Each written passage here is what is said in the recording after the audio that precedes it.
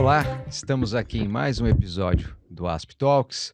Como eu costumo brincar, Renato, quando eu cheguei aqui a primeira vez, disseram que eu não podia falar bom dia, boa tarde, porque o podcast é atemporal, é ouvido a qualquer tempo, então eu comecei a fazer o contrário. Para não dar erro, eu falo bom dia para quem ouve de dia, boa tarde para quem ouve à tarde, boa noite para quem ouve à noite. Eu ainda que gosto de correr ouvindo podcast, eu ouço meio na madrugada. Se eu também dou uma boa madrugada, a gente fica com o rol completo para agradar a todos.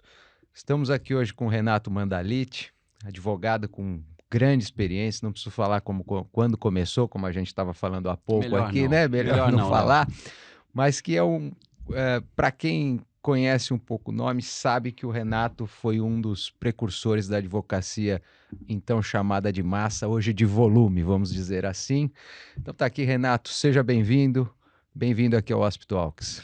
Muito, muito obrigado, Léo, pelo convite. É um prazer estar aqui. Principalmente no seu podcast aqui, que é super ouvido pela advocacia, e eu espero que a gente tenha hoje um bom papo e, de alguma forma, possamos contribuir aí para a formação dos novos, enfim, para os novos direcionamentos, né, para a gente discutir algumas ideias sobre isso. Exatamente.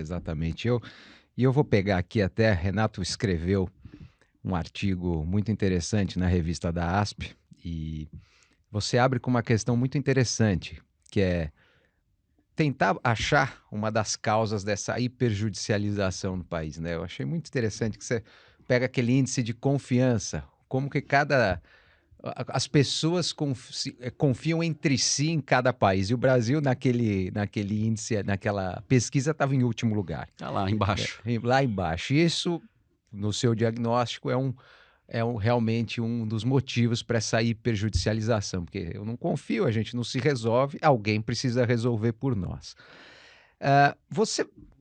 Isso também acho que casa um pouco, né? A gente teve essa abertura também da Constituição de 88, que, de certa maneira, traz o acesso à justiça de uma forma muito ampla, e você veio navegando esse mercado de hiperjudicialização que você... Como que você vê essa mudança, vamos falar assim, nesses últimos 20 e poucos anos, do que era, do que foi, se a gente vê só expansão, se a gente vê algum cenário que seja um pouco mais alvissareiro aqui, como é que você faz essa linha do tempo aqui para a gente começar essa conversa? Bom, Léo, em primeiro lugar, eu queria dizer, eu estava dizendo ali para você, ali fora, né, que escrever para a revista da ASP foi um sonho para mim, foi a realização de um sonho, né? Eu estava dizendo a você quando eu comecei na advocacia, uma das revistas que era um forte indicador para mim, técnico, né, da boa advocacia, era a revista da ASP. E eu estava lendo, eu falava, um dia eu queria publicar um artigo na ASP. E foi um sonho concretizado, de verdade. Eu agradeço muito. Nossa, isso... Não, o prazer foi todo meu, uma honra minha. E a revista está ótima, achei muito bacana, muita gente boa escrevendo ali, artigos muito interessantes, a leitura ali é quase que obrigatória, tá? Não do meu artigo, mas dos demais, né? Mas falando um pouquinho, eu acho que você trouxe um ponto que nós aqui, eu vou chegar na judicialização, claro. É a questão da confiança, né? Muitos dizem que nós temos muitos advogados no Brasil porque tem muita faculdade de direito. Eu não acho que a relação seja necessariamente essa. E você trouxe o ponto, para mim, crucial, central, que é a questão da confiança. O brasileiro, ele, no índice de confiança dos países, nós estamos lá embaixo. Ou seja, como sociedade, nós não confiamos uns nos outros. É uma característica da nossa sociedade. E essa confiança gera o quê? Gera burocracia. Porque se eu não confio em você, você me dá um papel assinado, quem disse que foi você que assinou? Precisa de um cartório, reconhecer firma, né? Bater um carimbo ali e dizer, não, o Léo que assinou esse documento. Então tá bom, se o cartório, se a burocracia está presente, eu confio. Mas quando você não tem confiança, tem burocracia, a burocracia é o paraíso dos advogados. Claro. Não é mesmo? Exatamente. Então, nós navegamos muito bem na burocracia. E essa burocracia acentuada, logicamente, acentua a necessidade de advogado e, claro, que o número de faculdades de direito também aumenta. Claro. Não vamos aqui nem dizer, do ponto de vista que a faculdade de direito serviu como ascensão social, foi um programa importante social. Eu acho que foi, sim, foi importante, mas não é esse o problema, né? A questão da hiperjudicialização que nós vivenciamos hoje, você trouxe muito bem. Ela começou ali na Constituição de 88, você já tinha uma judicialização acentuada na esfera trabalhista, depois veio o Código de Defesa do Consumidor, e isso foi, para mim, um grande propulsor desses litígios, e eu acho que o ponto central nessa questão de hiperjudicialização é que litigar no Brasil é barato. De fato né? É muito barato. E quando você tem, e para mim este também é um ponto fundamental nessa questão da hiperjudicialização, você tem uma lei da gratuidade processual sendo aplicada muitas vezes de maneira equivocada, ou seja, você até pouco tempo atrás, e hoje em muitos processos ainda basta você fazer uma declaração, o autor faz uma declaração de que ele não tem condições de arcar com os custos do processo, porque ele é pobre na acepção jurídica do termo. Claro. E isso facilita, porque eu posso fazer um pedido qualquer, valor excessivo, posso ganhar, vira uma loteria, né? Muitas vezes você tem aí decisões que às vezes não estão adequadamente fundamentadas, você tem algumas decisões que fogem do padrão, e essas pessoas acabam sendo contempladas com valores muito altos. Uhum. E se perderem também não tem risco nenhum. Exatamente. Né? Porque até a mudança, tem 5 anos para provar que mudou aquela condição de pobre na acepção jurídica do termo. Então eu não vejo num horizonte assim tão próximo, uma diminuição dos litígios. Pelo contrário, eu acho que nós vamos aumentar. Os números da Justiça em números do último relatório mostram isso. Entraram, acho que foi um volume recorde na Justiça, mais de 33 milhões de ações no ano passado. Nossa, 33 milhões. 33 milhões, quase 34 milhões. E se eu não estou enganado, eu não sou muito bom de número, tá, Léo? Então, se me desculpe aqui se eu cometeu... Mas também 34 ou 50 é tudo gigantesco. O resultado é um caos, né? É isso. Mas a boa notícia é que a produtividade do magistrado melhorou. Então, nós conseguimos encerrar cerca de 44 milhões. Mas ainda tem ações na Justiça pendentes de julgamento, mais de 80 milhões de ações. Exato. E esse número está crescendo. E eu acredito que o volume de ações vai aumentar, porque a porta de entrada é maior que a porta de saída. A porta de saída é mais estreita. Então, na medida que você tiver robôs preparando petições iniciais, né, seguindo um determinado padrão, robôs fazendo o protocolo, né, nos sistemas de processos judiciais, a entrada ela fica quase que totalmente aberta. Exatamente. A saída é que ela estreita, né? Então a tendência é essa. É complicado. Eu lembro, há pouco tempo, aqui pela própria ASP, eu estava existe uma comissão entre TJ, OAB, entidades da advocacia, para tratar dessa questão de litigância abusiva, etc. e tal. E estava todo esse debate, e eu justamente estava colocando era até o robô fazendo a petição. Eu estava só dizendo, olha, pessoal, você vê que são problemas atuais, porque 20 anos atrás era até difícil ter o volume, porque o cidadão precisava imprimir a petição. Então, por mais que ele tivesse recursos, imprimir demora, tem gasto. Aí hoje nós estamos no processo, tinha que ir ao protocolo, você tinha que ter gente, assinar. Hoje você já começamos a viver o mundo do eletrônico, que já facilita demais a produção em massa, né? E agora nós vamos ter o robô fazendo, já temos o robô fazendo, fato sem é dúvida. Isso, já tem robô fazendo. E robô defendendo. E o robô julgando. Julgando, mas já consta nos acordos, esse processo essa ação foi julgado com apoio de inteligência artificial. Mas esse é o mundo, é para aí que nós estamos indo. A questão é saber... de fato é para aí que nós queremos ir e como nós queremos chegar no ponto. E aonde nós queremos chegar.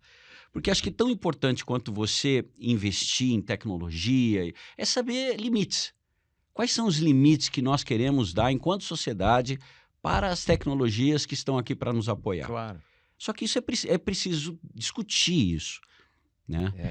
Porque eu acho que até que ponto a gente faz sentido, né? Porque no fim, a mim me parece o seguinte, quando você tem esses mercados essas situações de hiperjudicialização, é porque a gente tem uma disfuncionalidade, né?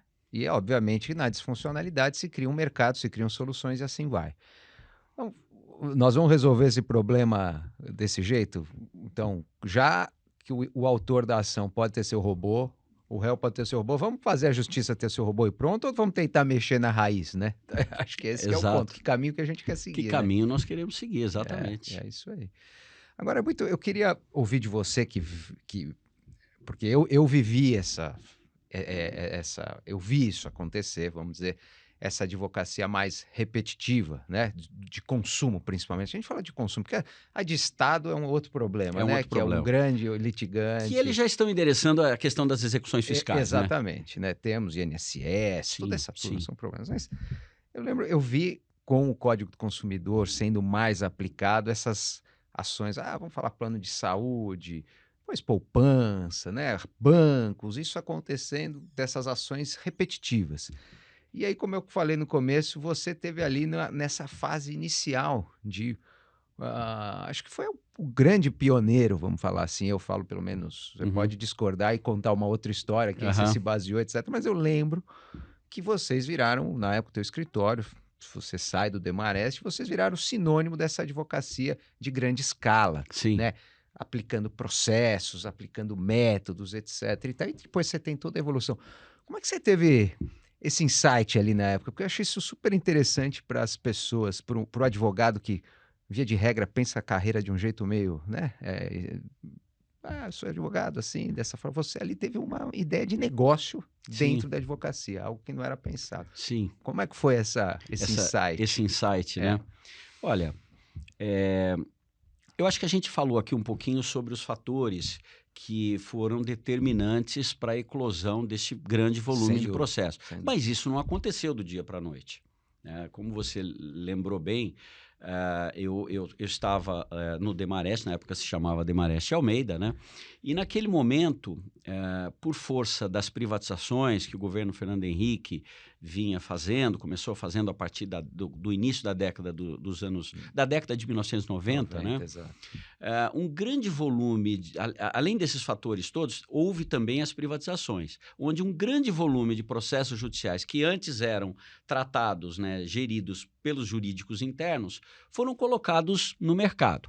Então, naquele momento, você tinha alguns escritórios que haviam assessorado os clientes nesses processos de privatizações e eles estavam assumindo esse volume de processo. E o Demarest não estava naquele momento naquele jogo. Então, você tinha o Machado Meyer, você tinha o Tosini, entrando com seus respectivos clientes nesse modelo de negócio. Tá. E aí, lá no Demarest, a gente vinha, né, falou, peraí, mas tem um negócio aqui, né? Tem um filão aqui que a gente não está aproveitando. E aí nós conseguimos convencer, nós, não é plural majestático, mas eu e o José Edgar, né, que era meu sócio na ocasião, nós convencemos o sócio do Demarest que nós tínhamos que investir nesse negócio. E aí nós criamos uma estrutura separada, não um CNPJ separado, mas uma estrutura separada, e aí voltamos aqui para Líbero Badaró, onde eu disse a você que eu comecei minha advocacia, isso né? Aqui. Exato. Nós voltamos para cá e criamos uma estrutura separada para cuidar deste filão, né? A gente fala negócio, parece pecado, né? Mas então vamos falar deste negócio, que era um negócio diferente daquele que o Demarest estava acostumado a cuidar. Só que esse negócio cresceu muito rápido, Léo, cresceu muito rápido. Então, assim, em torno de 2, 3 anos, nós já tínhamos ali quase 90 mil ações judiciais em andamento. A grande questão é que naquela época nós não tínhamos as ferramentas que hoje nós temos de tecnologia. Então a gestão daquilo era caótica. Então nós tínhamos que controlar todas as audiências na mão, não tinha celular para mandar. Na ficha. Não tinha, na ficha. Lembra da publicação da ASP que você lia e a mão ficava toda preta aqui? Isso aí. Não chegava, o robô não lia a publicação, já não indicava. Então era uma situação, era um cenário que o próprio passava muito dinheiro, mas havia dúvida. Eu até entendo, né? Legítima dúvida. Nós estamos ganhando, estamos perdendo dinheiro com esse negócio, porque passava muito dinheiro, eram muitos processos. E isso, de alguma forma, incomodou os sócios do escritório naquela época. E na época eu fiquei bravo, falei, não, nós não podemos abrir mão disso, não podemos abrir mão disso, mas a maioria venceu e decidiram abrir mão daquele negócio, porque de fato era uma gestão complexa. Certo. Complexa para se dizer o mínimo, tá? Então, vamos... Mas o fato... Léo, é que quando eles disseram, o Demarest falou, não, nós não queremos isso. Por que eles não queriam? Porque havia erros, óbvio que havia erros. Esses erros existem até hoje, Sem dúvida. mas naquele momento a frequência daqueles erros era maior. Então, havia eles entendiam que maculava a imagem, a reputação do escritório, alguns erros, né, que aconteciam por pura falta de sistemas e tecnologias que pudessem alertar, Claro. né, o advogado, enfim, aquela pessoa que estava cuidando do processo. Eles disseram, nós não queremos mais. E ali, eu olhei para aquilo, falei com o Zé Edgar, falei, Edgar, tem um negócio diferente aqui que está acontecendo no Brasil e que acho que é a oportunidade nossa de fazer alguma coisa diferente com isso que a gente está aqui. É diferente porque a gente vai ter, eu disse a ele, vamos ter que abandonar esse modelo nosso aqui, né? Que é uma advocacia diferenciada. Claro, sofisticada. Sofisticada, né? aquela, né? Exatamente. E tudo bem, né? E a gente vai para um outro modelo. O que você acha? Não, eu acho que tem, vamos fazer. E na ocasião, o escritório dos meus irmãos, meu pai já tinha falecido, eles haviam se especializado na gestão de grandes volumes. Eles eram correspondentes, inclusive do Demarest, principalmente no estado de São Paulo, mas eles eram correspondentes no Brasil todo, porque eles tinham montado, acho que 27 filiais no Brasil todo, porque os processos eram majoritariamente físicos. Era totalmente físico. Eles tinham uma frota de veículo, uma frota de veículo com GPS no veículo, e tinha uma televisão que você sabia onde estava o carro. Uau. Porque você ligava, aí já tinha um celular, mas não era esse celular. Claro, assim. É o tijolão, né? Você ligava e falava, onde você tá? Você tá em Rio Claro? Não, já saí. Olhava lá, não saiu não, pode voltar e tirar cópia desse processo. Vai lá que não Vai lá e volta. Veio. Então era assim. E aí nós nos unimos a eles tinham operação e nós tínhamos os clientes para fazer essa junção, e aí nós decidimos criar uma marca separada. Já existia o Mandalite, que era o escritório que meu pai havia fundado, nós criamos o JBM. Eu costumo dizer que eu fui o idealizador do JBM, não fui sócio do JBM. Tá. E aí o JBM nasceu com essa vocação de cuidar dessa advocacia, que alguns chamavam de massa, outros agora nós estamos chamando de volume, mas é a advocacia que hoje é a advocacia de base. É a advocacia de base, né? Claro. E aí nós começamos a fazer toda essa gestão desses processos judiciais. Então a gente começou ali com quase 100 mil processos, chegamos a bater 500 mil processos judiciais ativos dentro da base. E vocês, eu lembro, vocês chegaram a ser o escritório com o maior número de advogados. Sim, né? no 1035. País. Eu lembro disso. 1035 seletizados. Uau. Caramba. Por isso que eu tô com essa cara, assim, Léo. Mas cheio de história para contar. Bom, história para contar, se nós abrirmos uma cerveja aqui, nós vamos ficar até amanhã. Mas... E o que aconteceu nesse momento, Léo? E aí fala assim, nossa, vocês foram visionários. Eu gostaria de dizer que a verdade fomos visionários. Não, na verdade foi a necessidade, né? A necessidade que nos levou para desenvolver as tecnologias. Porque você imagina, com 1.000 advogados, com 500 mil processos na base, chegamos a fazer quase... Acho que passamos até 15 mil nossas audiências por mês. 15 mil audiências? 15 mil audiências no Brasil todo. Uau. Quando os processos eram majoritariamente físicos e tinha que ir no fórum, atualizar o processo, nós chegamos a fazer quase 170 mil diligências num único mês. Nossa. Então você imagina, Léo, era a gestão da loucura, a gestão do caos. Exatamente. E aí começam a acontecer os erros. Porque naquele momento também importante dizer, os departamentos jurídicos, né, dos grandes clientes nossos, eles buscavam na advocacia, nesse tipo de advocacia, eles não buscavam o advogado, o melhor advogado que conhecia, eles buscavam gestão da carteira. É isso, exatamente. Eles queriam gestão da carteira. E dentro dessa visão de gestão, um erro ou outro tá posto no jogo. Está posto no jogo. Diferente, né? É aceito. É aceito. E nós controlávamos esses erros na segunda casa depois da vírgula, tá? Entendi. Como de fato controlamos até hoje. Então, o início de todo, eu costumo dizer que foi o SAP, né? É o Sistema Avançado de Planilhas. Então, era planilha para tudo quanto é lado. Mas o fato é que a gente sentiu a necessidade, como eu disse, de desenvolver um sistema. Com 1.000 advogados eu não tinha condições de pagar licença dos sistemas existentes. Então nós desenvolvemos o próprio sistema. A gente foi desenvolvendo o próprio sistema. O primeiro robô de automação que se tem notícia pelo menos, nós que fizemos. Por quê? Porque nós tínhamos um grupo de pessoas, eram mais de 40 pessoas, que quando surgiram os sistemas de gestão de processo judicial dos tribunais, eles iam no sistema, pegavam a informação, traziam para o nosso sistema e colocavam no sistema do cliente. Eles ficavam fazendo essa triangulação. Né?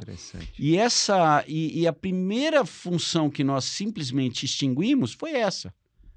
Elas foram fazer outras coisas ou foram desligadas. Por quê? Porque o robô já fazia isso. E aí nós chamávamos os clientes para ver o robô funcionar. Eles ficavam malucos. Falavam, mas como é que pode isso? Onde já se viu um robô ir lá acontecer? Então foi muito legal. A gente começou a investir em sistema de inteligência artificial em 2012. Eu imagino. Porque vocês também, vocês passaram a ter base, por exemplo, de decisão, para jurimetria. Sim. Né? Naturalmente, com esse volume, né? E este foi o primeiro caso de uso em que nós utilizamos a inteligência artificial. Foi uma situação interessante. Um cliente nosso falou, olha, eu quero analisar todos os processos do Brasil movidos contra operadoras de saúde, em que os juízes condenam as operadoras a pagar dano moral, litigância de má-fé e multa diária. Porque essas 3 situações, elas não eram operacionais, ou seja, não eram do sistema de saúde. Eram processuais. Não contratuais, Exatamente. Eram fora do contrato. Ele falou, eu quero entender essa exposição para eu poder fazer uma apólice de resseguro para uma grande operadora. Entendi. Então, o atuário precisava de dados. E aí nós conseguimos todas as decisões, enfim, fizemos O fato é que nós chegamos com um volume de decisões, 13.362 decisões. E aí nós pegamos 15 advogados, colocamos numa sala, trancamos, fechamos, pegamos a porta, não, tô brincando. E aí eles ficaram catalogando, né? Ficaram classificando essas decisões por juiz, tribunal, valor da causa, valor da condenação. Eles demoraram aproximadamente 25 dias para classificar, né, essas 13.362 decisões numa planilha Excel. E aí nós mandamos para o atuário, que ficava lá na Alemanha. O atuário ficou maluco, falou, nunca vi uma opinião legal com mais de 13 mil decisões. Ficou maravilhado, porque ele não tinha esse volume de dados para montar o modelo estatístico dele. Mas o que nós fizemos? Naquele momento, e isso nós estamos falando de 2013, a gente já tinha alguma coisa montada de inteligência artificial.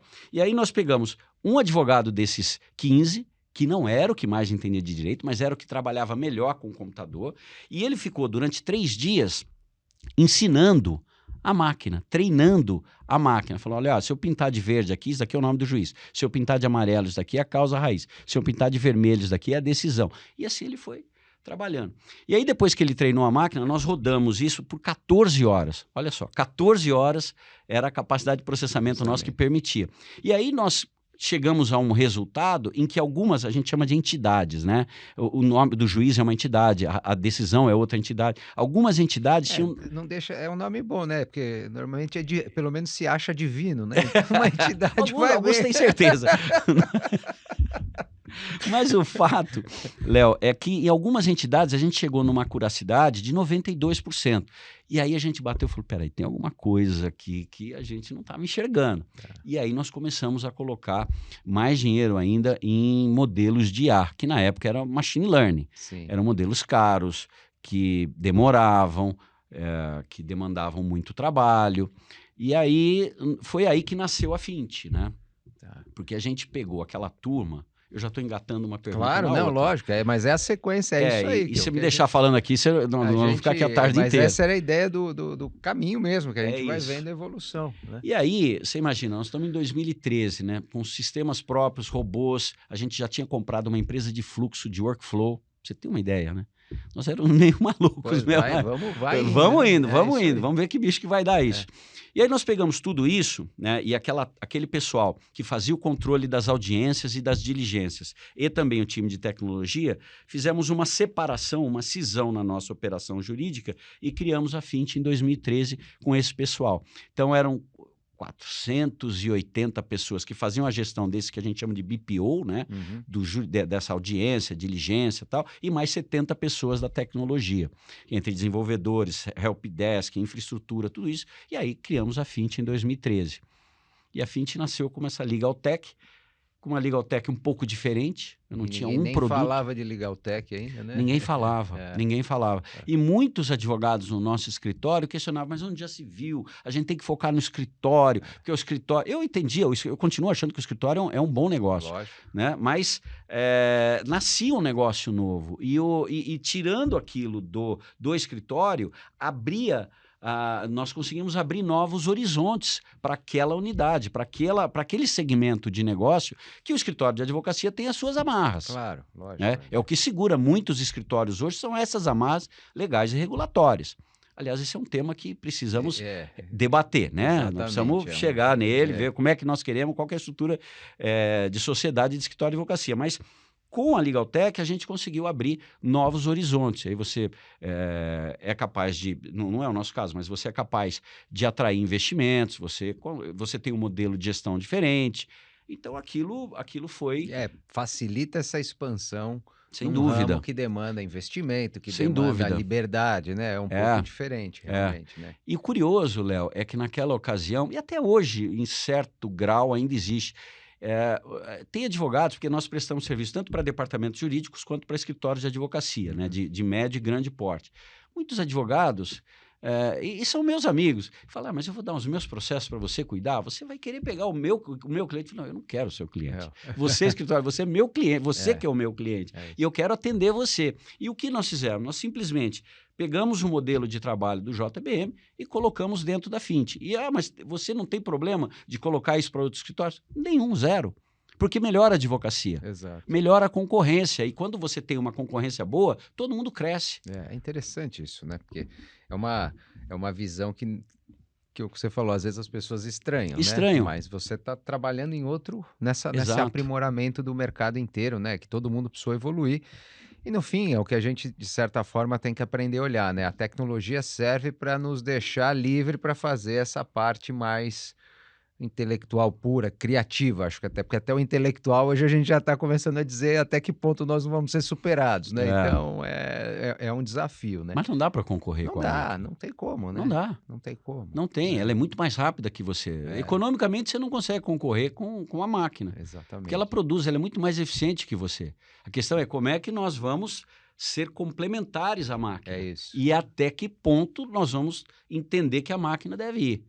Volto a insistir, nós precisamos ter limite. Qual é o nosso limite? Eu acho que esse é um grande ponto. E por isso que até aquela pergunta era muito isso. Até precisamos pensar essa questão de hiperjudicialização, de justiça, acesso à justiça, etc., de uma forma estrutural, né? Lá na porta. Como é que a gente quer fazer isso? Vamos mexer na estrutura para deixar de existir esse tipo de litígio, né? Ou, enfim, se tentou até fazer alguns mecanismos pré-litígio, né? Usando também plataformas, né? E eu não vi muita aderência a isso. Eu não sei se talvez tenha até mais opinião sobre isso. Eu vi, acho que operadoras aéreas, algumas que contrataram algumas fintechs que faziam legal techs que faziam essa tentativa de resolver o problema antes. Parece que não teve muita aderência, né? Eu acho que existem boas iniciativas. E eu acho que nós vamos colher frutos importantes desse processo de desjudicialização. Porque se você olhar, voltando para o começo da nossa conversa, eu espero que a gente mude, mas por hora não estou vendo grandes mudanças em termos de confiança na nossa sociedade. Exatamente. Né? Vamos ser otimistas, eu não estou vendo grandes mudanças. Segundo, você tem no Brasil 1,4 milhão de advogados. Nem todos advogam, mas você tem muito advogado. Ali. É uma horda, né? Não é? E esse pessoal precisa trabalhar. Exato. E nas faculdades, tanto você quanto eu, e acho que muitos ainda hoje, ainda foram educados, né? A educação, né? A litigar. Nós estamos entrando aqui na porta. A gente sempre viu o processo como um fim. E não como meio. Então, nós fomos educados, né? Toda a nossa formação profissional como é que eu vou arrumar uma brecha para ganhar o processo? Eu preciso ganhar o processo. Não quer dizer que eu vou resolver muitas vezes o problema do meu cliente, mas é eu ganhar e não resolver o problema. Então, esses fatores todos trabalham muito fortemente contra esse processo de judicialização. Porque nós, advogados, tem um problema? Vamos entrar com ação. Vamos entrar com ação. Vamos entrar com ação. Então, tem que entrar com ação. Isso é uma mentalidade, faz parte da nossa sociedade. Então, acho sim que nós não vamos ter diminuição de conflitos. Na medida que a sociedade vai ficando mais, né, a digitalização vai acontecendo, problemas vão acontecendo. Você liga hoje para uma empresa, você consegue falar com uma pessoa? Pois é. Você não consegue. Você não consegue. Esquece. É muito difícil. Né? Então, a tendência é que os conflitos continuem existindo. O que eu acho é que eles tendem a ser solucionados em outros ambientes. Ora, nas ouvidorias, nos saques, mediações. Mas, para isso, vai precisar ter uma nova consciência da nossa classe de que é tão lucrativo, dá tanto dinheiro resolver o problema antes, quanto ficar 2 anos litigando. Exato, ou 10. 2 você está sendo otimista. Eu estou pegando a média que saiu no CNJ. É isso aí. Mas no fim... isso juizado, fica né? 4 juizado anos ali. Pequeno, mas você pega outras causas é difícil. E o fim do dia é isso, a porta de entrada é aberta, mas a de saída é muito estreita, né? Eu brinquei aqui com uma entrevista com um mediador, um cara muito bom.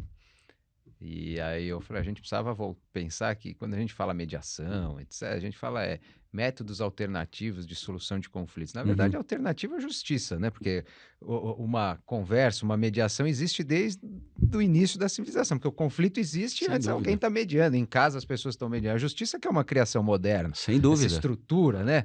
Embaixo do Estado. Então a gente precisa, acho que talvez, voltar um pouquinho à origem, né? Talvez a gente vai esticar até não poder mais, para depois talvez a solução é voltar um pouquinho à origem.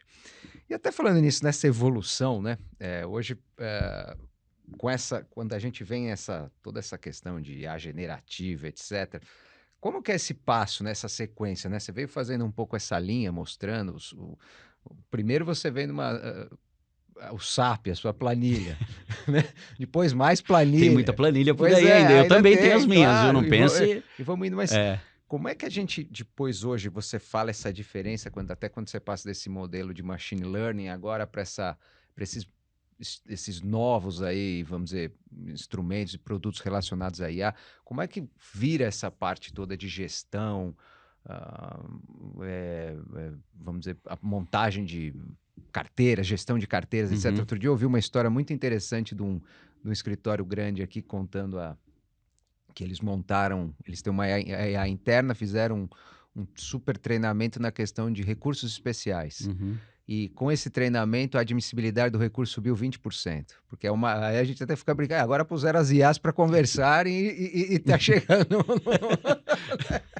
Uma vai falar com a outra. É isso aí, né? Melhor do que a gente despachar com o ministro, as IAs estão lá conversando. A IA do ministro. Eu queria que você falasse um pouquinho desse momento aqui, dessa fase nova, né? Você contou um pouco o primórdio, como a gente está hoje nessas... como é que é esse cenário todo aí que você vê? Você sabe, Léo, sendo bastante franco aqui com você, quando nós estávamos ainda no modelo de machine learning, não eram muitas empresas que trabalhavam com IA. Muitas diziam que faziam coisas com IA, mas não eram muitas de verdade que efetivamente usavam machine learning. Eram modelos que não eram escaláveis, né, porque custava dinheiro. O primeiro, até onde se tem notícia, case de uso de IA no direito, nós tivemos com um grande banco aqui, onde nós automatizamos boa parte do cadastro, né? Da classificação, da entrada dos documentos. Então, entram 35 mil documentos por mês e a IA já faz esse cadastro, já faz essa classificação dos documentos, separação, e isso foi muito importante, né, para ganhos de produtividade. Mas o fato é que eu pensava, e o dia que surgiu uma IA que todo mundo vai usar, né? Eu ficava pensando qual seria o impacto, até que em novembro de 2022 apareceu, né, o GPT, que é fruto daquele modelo Transformer, né, que foi descoberto pelo Google, né? Se eu não estou enganado, num paper de 2017, quando eles escreveram.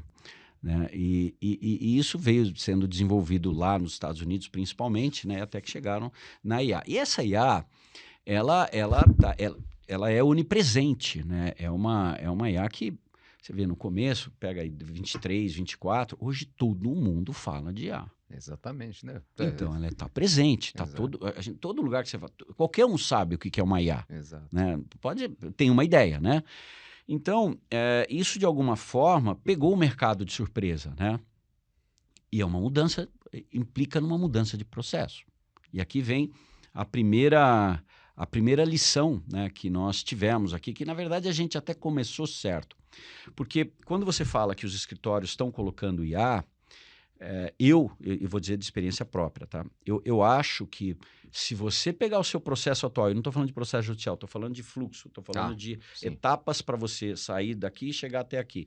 Se você pegar a IA e colocar nesse processo, você vai ter um processo burro mais rápido. Né? Porque, para mim, e o que nós fizemos foi, nós primeiro mapeamos os processos como eles são, né, o as is, colocamos um novo modelo do to be, e aí nesse modelo to be é que nós colocamos a IA. Porque não adianta você colocar a IA num processo que está travado, que tem bottlenecks, que tem engarrafamentos ali, então não é, que tem gargalos, né? Não vai funcionar, você só vai aumentar o gargalo. Sim. Então a gente fez primeiro essa revisão e aí nós mudamos de plataforma, né? Nós criamos outra plataforma interna. Então isso aumentou muito a nossa produtividade. Tá? Aumentou muito a nossa produtividade, principalmente no que eu chamo de atividades de back-office. Tá? Então, aquela atividade de cadastro de ações, gestão de subsídios, elaboração de ofícios, isso a gente conseguiu melhorar bastante a produtividade e a acuracidade. Agora, isso do ponto de vista, né, de projetos que deram certo. Mas eu estava lendo um relatório feito por um instituto do MIT, onde eles dizem que apenas 5% dos projetos pilotos funcionam, dão certo com IA. Poxa. E aí você se surpreende, fala, pô, mas... É mais ou menos como empresa, né? É sempre um percentual pequeno. O percentual pequeno que funciona. E aí eles começam a investigar um pouco as causas disso. Uma das causas é exatamente essa, é você não rever o processo em que si, você... né? Exatamente. Outra causa é que existe uma pressão muito grande para uso de IA. Não, tem que usar IA. Então, os executivos, para mostrar resultado, falam, nós temos que colocar IA. Mas ele não está preocupado, às vezes ele está tão pressionado que ele não vai ver qual é o problema que ele tem que resolver. Não, eu tenho que colocar IA. E ele coloca o IA num processo e não tem grandes ganhos a IA. A IA não vai dar grandes ganhos porque ele não entendeu qual é o problema dele. Então, a IA está sendo mais para dizer que eu tenho do que para dizer que eu resolvo o problema com a IA. Sim. E depois disso, o que tem acontecido muito, eu acredito, pelo menos essa reportagem, esse artigo, ele diz isso, e acho que acontece aqui no Brasil também, é o que eles chamam de Shadow AI, né, que é a IA das sombras, né? Parece até um filme de terror, né?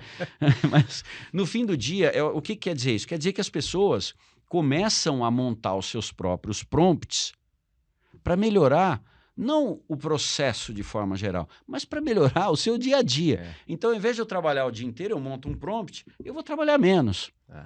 É uma resolução por curto prazo, momentânea, assim, vamos falar assim. Individual e não coletiva, e não do processo. Então, tem muita gente com IA hoje que está melhorando, está ganhando produtividade, mas ele não está usando esse ganho de produtividade. A pessoa tem mais tempo, e tudo bem, eu acho que é um uso da IA. Mas isso fica nas sombras ali. O TI não participa disso, o TI não sabe que isso está acontecendo. E isso, inclusive, pode virar um problema de segurança.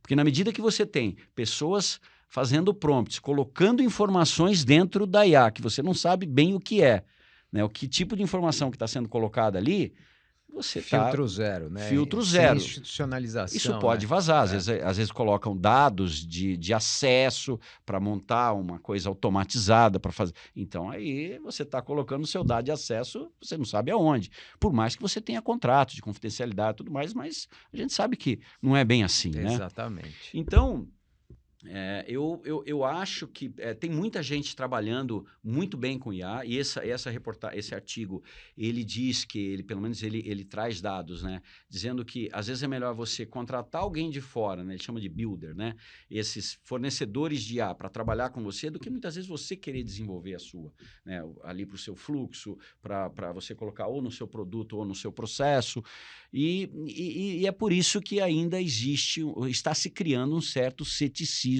com os resultados da IA. E, de fato, existe. Esse resultado, eles estão muito aquém, na minha visão, daquilo que pode ser alcançado. Do potencial, efetivamente. Porque acho que é até um pouco... me corrija se eu estiver errado, mas parece até isso. A gente vê, tem informação desses resultados justamente quando você tem esse uso institucionalizado ou dentro de um processo bem definido.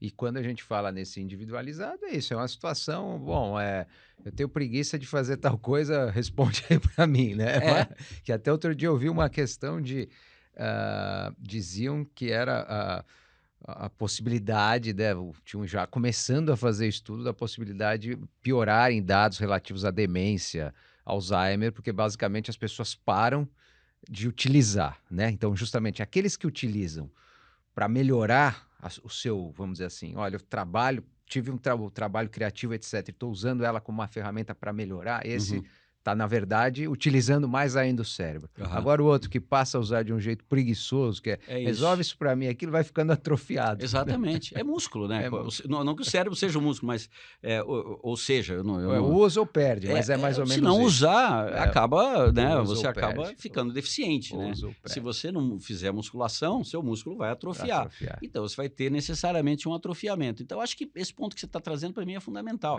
É, Como é que nós vamos fazer o uso correto da IA? Seja para a gente melhorar o nosso processo, ganhar eficiência, ganhar produtividade, como também nos preservarmos e avançarmos, né, do ponto de vista de utilização do cérebro, né? exatamente. Porque você vai ficando preguiçoso, naturalmente. Se ela faz tudo, por que eu preciso fazer? Exatamente. Bom, eu vou te fazer aqui, infelizmente, uma última pergunta, mas eu acho que uma pergunta muito importante aqui, olhando. E não é só para o jovem, acho que hoje acho que o que nós vamos ter nesse desafio agora é todo mundo se reinventar, né, de alguma maneira, e lidar com novas situações.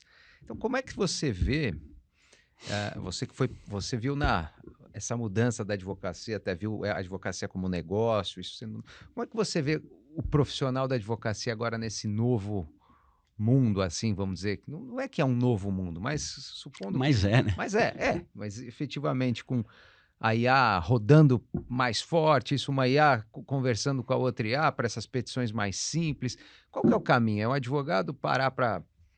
Vai ter que ser alguém com conhecimentos mais amplos e menos baseado em informação, né? Que acho que lá no nosso começo a dificuldade era ter informação. Né?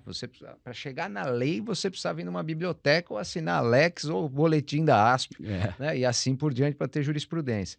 Hoje a informação é uma commodity e está agora jogada mais ainda aí. O difícil é o que fazer com a informação. Então, como vai ser esse profissional do futuro aqui? Como você vê o advogado do futuro? Qual que é a habilidade e como ele tem que se posicionar? Olha, eu já ouvi muitas e já li muitas previsões catastrofistas da nossa profissão, né? Profissão, é. Então você vê pessoas vaticinando o fim dos advogados e tudo mais. Eu não acho que a advocacia vai acabar, mas ela vai se transformar. Ela está se transformando. E junto com a advocacia, que está se transformando, o profissional também precisa se transformar. E outra coisa que eu acho que é fundamental, o conhecimento jurídico, o técnico, continua sendo um elemento absolutamente indispensável para a nossa profissão. Então não adianta você achar que fazendo uma faculdade meio, né, sabe, sem estudar muito, isso não vai resolver seu problema, vai piorar o seu problema. Não espere que a IA vai suprir a sua deficiência técnica, porque ela não vai. No Até fim o que do dia. você estava dizendo, mas é como. Vamos voltar até no tempo. Você vai fazer uma pesquisa de jurisprudência, quem não sabia buscar o dado não conseguia Não achar. consegui achar. Pôs no Google e agora no chat GPT, o É, prompt, né? Cuidado que ele inventa, hein? Ele Exatamente. alucina. Ele alucina mais que advogado. Às vezes nem tanto. Mas,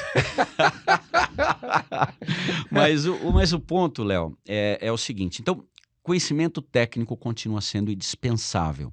A questão é que ele não é, por si só, suficiente. Hoje, o advogado, ele precisa entender muito mais sobre processo, que eu vinha dizendo aqui para você, gestão de projeto. Ele precisa ter algum conhecimento sobre tecnologia. Não estou dizendo que ele precisa saber codificar, codar, como eles chamam, né? Ele não precisa saber escrever código. Se souber, melhor. O GPT faz isso para ele hoje, a IA faz isso para ele hoje. Mas ele precisa ter um bom conhecimento sobre dados, ele precisa fazer curadoria de dados, ele precisa ter outras habilidades que antes não eram necessárias. E tudo isso ao mesmo tempo.